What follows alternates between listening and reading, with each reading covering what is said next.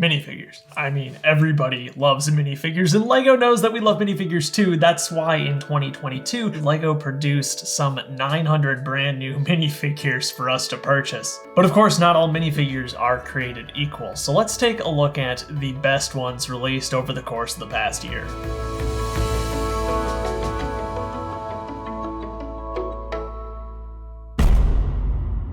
Prior to this year, we did not have any variant of Sirius Black in regular clothes. He had always been wearing his Azkaban prison garb. This has been one of my dream figures for a number of years now, so the fact that we finally got him in Grimmauld Place made me very happy. He looks great when compared to the source material, and I mean, you gotta love some olive green. Some leg printing, back printing, double-sided face, love the hairpiece. This one is awesome. Had to make the list for me. So I did actually take the time to browse through all 900 minifigures in preparation for making this list, and one that caught my eye that I wasn't expecting to put on this list is this Mercedes performance car driver. Speed Champions is definitely a slept-on LEGO theme by a lot of people like myself. The kits are amazing consistently throughout this theme. I'm always blown away by the level of detail that goes into these cars. And the minifigures also are pretty spectacular, always featuring a very fine level of detail that I'm not used to seeing in other themes. I picked out this guy in particular because I love the colors. The blue stands out great against the black. It's very satisfying to see that go down from the torso into the legs. You should look at Speed Champions. I should look at Speed Champions more often too, because they're doing great stuff over there. It's great to see. The number 8 spot goes to the Troubadour from Collectible Minifigures Series 22. Licensed themes generally get the best minifigures, so it's nice to see something original from LEGO getting that same level of treatment with some really cool parts and accessories here especially. This is just a charming figure all around. Even though I don't have him personally, it's definitely one I want to get. You can tell he's popular because his price on Bricklink seems to be quite a bit higher than any of the other figures too. The number 7 spot goes to another Harry Potter minifigure, and that is another long overdue Harry Potter figure. That's Madame Pomfrey. I knew as soon as this set was revealed that she was going to make this list because it's a spectacular figure. I'm a sucker for the new dress pieces, especially when it's got printing on the back and the front. We get a new dual molded hair hat combo there for her, which is just perfect. This figure is done perfectly. It is everything we needed it to be. Makes me very, very happy. Included in a great set too, by the way. The hospital wing, lots of good stuff going on in there. Number 6 is another LEGO original. That's Lady of the Brave Lion, which is the queen of the Lion Knight's castle. The standout here, of course, has to be that beautiful cape. I love the addition of both the armor and the regular hairpiece, so you can kind of customize this figure to some extent too. The only thing that's missing is a printed chest plate, which would have made this figure perfect.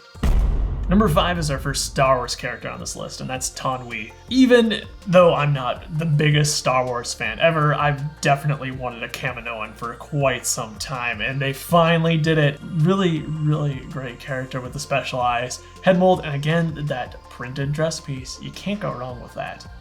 A list made by Cheesy Studios wouldn't be complete without a Minecraft character, and so the number 4 spot goes to the Snowy Villager. This is awesome, most notably in the fact that we finally get this farmer hat piece, which is something that I never thought LEGO would do, but they've done it here. It's awesome to get more villager variants so that we can continue to make more custom villages. We're only missing the Taiga Villager and I guess the Swamp Villager. And if we get the Swamp Villager before the Taiga Villager, I'm going to be very concerned.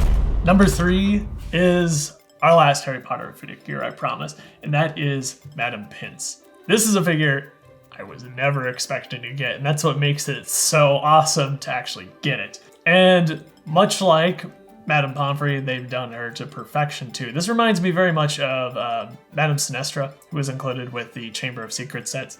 A really obscure niche character done fantastically well. We get this really cool hair hat combo. It's all molded black, which is totally fine for this character, but it just looks really great. And of course you get a place in the front to place the feather plume, which is awesome, and I just love the printing. No printing around the back of the dress, but we do get printing on her back, which is great. This was a delightful surprise in this year's wave of sets. The number 2 spot goes to Ned B. Now, I've been commenting a lot about how these figures have been included in great sets. This figure did not come in a great set, and I don't think many people are going to argue with me, but the figure selection was fantastic. What a weird figure to go all out on. It's amazing. So there's an armor hat combo there. There's no minifigure head or anything underneath. And on the back are 2 studs, which you can attach this pack of sorts. Myself and plenty of other people were surprised to find that that 1x2 bow there is actually printed. Insane. Love the colors. The printing here is great. This character is so extra and I love it. Really, really one of the best Star Wars figures they've ever done.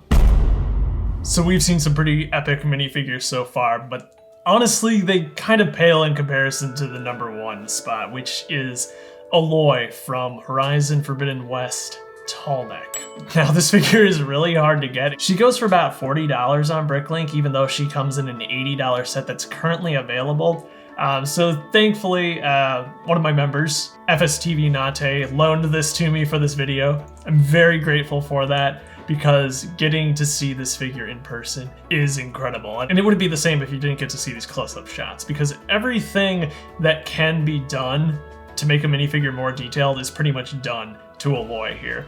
Short of dual molded arms and legs, which really wouldn't make sense for the character. Leg printing, foot printing, hip printing, arm printing, obviously back and front printing. She's got a double-sided head, dual molded, unique hairpiece for this set. This figure is so over the top and looks incredible. And she has great accessories to boot. She's also got the side head printing that's been introduced with like the hearing aids in some of the city sets. Absolutely insane. Her hairpiece actually covers up a beautiful print on the back too. I think most fascinating though is the dual molded hairpiece, because there is this transparent rubberized section, and I'm not familiar with the source material, so somebody can tell me what this is.